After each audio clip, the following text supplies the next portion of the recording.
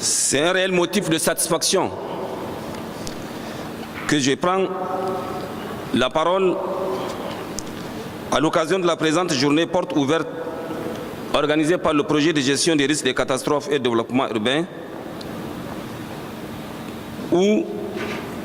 j'ai saisi l'occasion, avant tout propos, de saluer cette initiative qui, loin de constituer un épisode superfétatoire dans la vie du projet, participe plutôt de la conviction qui abrite ses dirigeants dans la bonne voie qu'ils ont empruntée pour tendre résolument vers les résultats de développement escomptés à l'issue de sa mise en œuvre. Du reste, cette conviction s'inscrit dans la droite ligne de la vision de son Excellence Issoufou Mahamadou, président de la République, chef de l'État, qui engageait tous les acteurs de développement à prévenir et gérer les changements climatiques, les crises et les catastrophes, en vue d'améliorer les capacités des ménages et des communautés face aux situations de déficit de production agricole ou pastorale et à mieux faire face aux catastrophes naturelles à travers l'amélioration de l'efficacité des mécanismes d'anticipation et de coordination des interventions d'urgence, des réponses appropriées et adaptées dans la situation d'urgence et aussi à travers l'élaboration d'un plan de risque intégrant divers types de risques auxquels font face les producteurs, les ménages et les communautés. Fin de citation. Cette citation marque de manière péremptoire la conviction et l'ambition de son Excellence, Monsieur le Président de la République, à développer la résilience des populations face à ces chocs multiples. Mesdames et Messieurs, s'agissant des catastrophes, au sens large du terme, elles sont légion dans notre pays au cours des 2 dernières décennies. Elles ont pour nom sécheresse, inondations, vents violents, épidémies, invasion d'oiseaux, d'insectes, de criquets pèlerins, foyers de tension, conflits armés, conflits communautaires, incendies, feux de brousse, etc., etc. Les sécheresses épisodiques, les inondations et autres invasions d'ennemis de culture compromettent une partie non négligeable des productions agro-pastorales et sylvicoles escomptées en fin de campagne agro-sylvo-pastorale et halieutique. Elles induisent comme conséquence des situations de crise alimentaire et nutritionnelle qui affectent majoritairement les franges les plus vulnérables de notre population, notamment les femmes et les enfants. Par rapport à l'insécurité alimentaire et nutritionnelle, selon le résultat de l'enquête sur la vulnérabilité alimentaire de 2016, plus de 2 millions de personnes, soit environ 12% de notre population, sont affectées par les crises alimentaires et nutritionnelles. Concernant les foyers de tension et de conflits armés consécutifs aux crises et instabilités dans certains pays limitrophes du Niger, ils ont pour conséquence directe des déplacements forcés des populations. En fin 2016, les populations sujettes aux déplacements forcés, c'est-à-dire les réfugiés, les déplacés internes et les retournés, sont estimées à près de 300 000 personnes qui sont repartis sur plusieurs camps et sites dans les régions de Difa et de Tillabéri. Les épidémies, malgré leur apparition sporadique, mobilisent presque chaque année le gouvernement et ses partenaires pour faire face aux différentes situations en vue de leur prise en charge effective et minimiser subséquemment leur impact mortel sur les populations. Les incendies et feux de brousse sont largement légion. Aux destructions matérielles qu'ils causent, il faudra ajouter par endroits des pertes en vies humaines et la disparition d'importantes ressources floristiques et fauniques,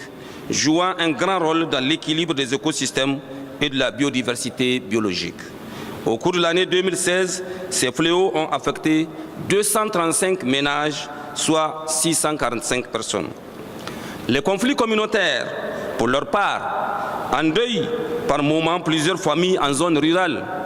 et au-delà, la nation toute entière, par leur escalade meurtrière.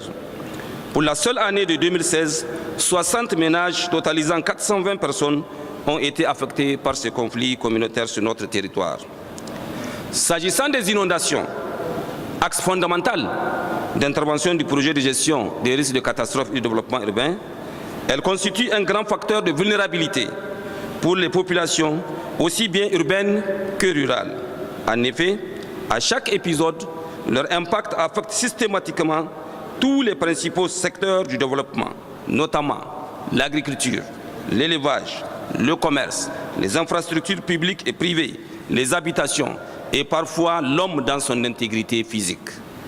C'est dire que de par sa récurrence qui gagne presque chaque année en puissance, le phénomène est devenu dangereux au regard de ses conséquences dont la rémanence s'étale sur une période plus ou moins longue en fonction de l'ampleur de ses effets dévastateurs. Mesdames et messieurs, à ce stade de mon intervention, il me plaît de vous rappeler que le projet de gestion des risques de catastrophes et de développement urbain, fruit d'une coopération heureuse entre le Niger et la Banque mondiale, fait suite aux inondations de l'année 2012 qui avaient considérablement endommagé les infrastructures dans les villes et villages, les périmètres irrigués le long du fleuve Niger et de la Koumadougou et affecté 16 430 ménages totalisant 110 750 personnes. À ce bilan déjà lourd, s'ajoutait, comme disait tantôt le président du comité de pilotage, 102 pertes en vue humaine, des milliers de personnes, des milliers de terres de culture et d'aires de pâturage ensevelies, des milliers de têtes de bétail et d'importantes quantités de réserves alimentaires emportées par les eaux. Le rapport bilan, qui avait été élaboré par le Comité technique national de prévention, de gestion et de suivi des inondations, sous la supervision du comité interministériel de suivi des inondations, avait estimé en son temps à plus de 97 milliards le coût des dégâts et pertes causés par ces inondations. Au cours de cette année 2012, les régions qui avaient été fortement touchées étaient Tillabéri, Difa, Niamey et Dosso. Mesdames et messieurs, face à cette situation, pour le moins dramatique,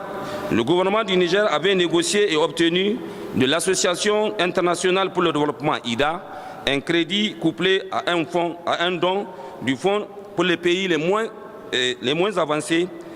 qui est administré par le Fonds mondial de l'environnement pour financer le projet de gestion des risques de catastrophes et de développement urbain afin de réduire la vulnérabilité des populations exposées aux risques d'inondation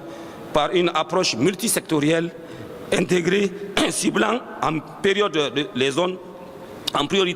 les zones qui ont été les plus touchées par ces inondations en 2012, tout en tenant compte des impératifs de développement communautaire et de renforcement des capacités des structures de gouvernance, tant au niveau central qu'au niveau local. Depuis, le PGRCDU, dans la même logique qui a sous-tendu sa création, continue à soutenir les efforts du gouvernement à mitiguer les risques de catastrophes auxquels les populations sont exposées. À cet égard, et suite à l'appel de son Excellence, Monsieur le Président de la République, relayé par la rencontre de son Excellence, Monsieur le Premier ministre, avec les partenaires techniques et financiers sur la situation humanitaire de Difa, comme le disait tout à l'heure le représentant de la Banque mondiale au Niger, les programmes et projets de la Banque mondiale au Niger ont financé plusieurs opérations d'urgence à hauteur de 6,5 milliards de francs CFA, dont 4 milliards pour le PGRCDU dans la région de Difa. Aussi, consécutivement aux inondations survenues en 2016, qui ont fait plus de 145 000 sinistrés et des pertes économiques, dont 53 000 sinistrés et des pertes matérielles de plus de 1000 puits forages maraîchers et plus de 50 000 petits ruminants et gros ruminants dans les seules régions d'Agadez et de Tawa, mon département ministériel a fait une communication en Conseil des ministres afin de prendre des dispositions pour venir en aide aux populations sinistrées des régions de Tawa et Agadez. Cette communication a permis au gouvernement de déclencher l'urgence, de déclarer l'urgence, afin de mobiliser très rapidement les contributions des bonnes volontés tant au niveau national qu'auprès des partenaires techniques et financiers. Dans ce cadre, également, et faisant suite à cette déclaration d'urgence, le gouvernement vient de déclencher le mécanisme de réponse immédiate MRI des programmes et projets de la Banque mondiale pour plus de 8 milliards de francs CFA pour ces deux régions. À cet effort combien important s'ajoutent les multiples activités de prévention et de gestion des catastrophes financées par ce projet à travers des conventions qui le lient avec ses partenaires de mise en œuvre. Au total, il est loisible de tirer l'heureuse conclusion que le PGR-CDU est un projet pour le moins atypique, dont les résultats sont déjà visibles et largement partagés. Une telle performance est à mettre à l'actif des principaux managers de ce projet, au premier rang desquels le cabinet de son Excellence, Monsieur le Premier ministre, qui a imprimé à ce projet cette dynamique. Je ne terminerai pas ma communication sans exprimer les remerciements des plus hautes autorités de notre pays à l'Agence internationale pour le développement IDA et au Fonds de l'environnement mondial, FEM, à travers la Banque mondiale pour cet appui combien précieux au peuple nigérien. Je souhaite plein succès à cette journée porte ouverte organisée par le projet de gestion des risques de catastrophes et développement urbain. Je vous remercie de votre aimable attention.